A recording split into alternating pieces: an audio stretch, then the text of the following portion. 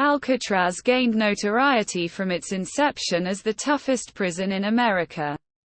Considered by many the world's most fearsome prison of the day. Former prisoners reported brutality and inhumane conditions which severely tested their sanity. Ed Wutka was the first prisoner to commit suicide in Alcatraz. Rufe Percival chopped off his fingers after grabbing an axe from the fire truck, begging another inmate to do the same to his other hand. One writer described Alcatraz as the great garbage can of San Francisco Bay, into which every federal prison dumped its most rotten apples. In 1939, the new U.S. Attorney General, Frank Murphy, attacked the penitentiary, saying, "The whole institution is conducive to psychology that builds up a sinister, ambitious attitude among prisoners."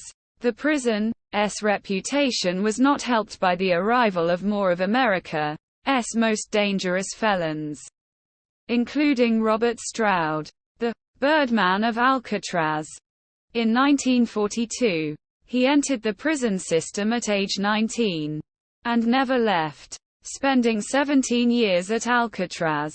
Stroud killed a guard, tangled with other inmates, and spent 42 of his 54 years in prison in solitary confinement.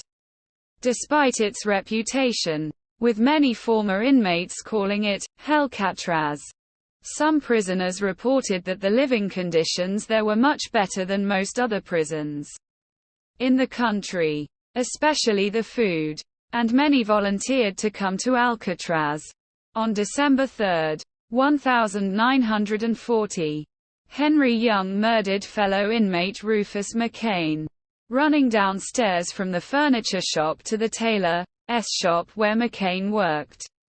Young violently stabbed McCain in the neck. McCain died 5 hours later. Young had been sent to Alcatraz for murder in 1933. And was later involved in an escape attempt during which gangster Doc Barker was shot to death.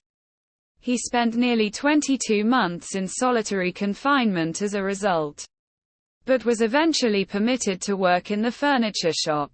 Young went to trial in 1941, with his attorneys claiming that their client could not be held responsible for the murder, since he had allegedly been subjected to cruel and unusual punishment by prison guards prior to the act.